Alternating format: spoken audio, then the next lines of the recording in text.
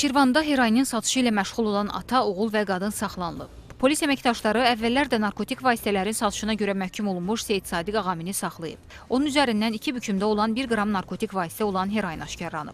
Əməliyyatın davamı olaraq Seyid Sadiq Ağaminin oğlu Seyid Rıza Ağaminin nigahdan kənar yaşadığı Mehriban Səmədovaya məxsus evdən də heroin aşkarlanıb. Mehriban Səmədovanın yaşadığı evdə mənzilə baxış keçirilən zaman bir ədəd polietilen kəsiyi bükümündə təmiz çəkisi 21,115 qram, 7 ədəd polietilen kəsiyi bükümündə təmiz çəkisi 3,502 qram, ümumi təmiz çəkisi 24,617 qram narkotik vasitə heroin, 1 ədəd bıçaq, 1 ədəd tərəzi aşkar olunaraq götürülmüşdür.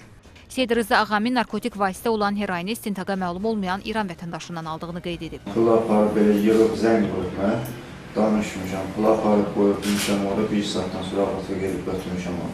Narkotik vasitənin hansı məqsədlə əldə eləmişsiniz? Özünü istifadə edelim. Gəlib evə bizə, mən də uzanmışdım, apresiz olmuşam, uzanmışam.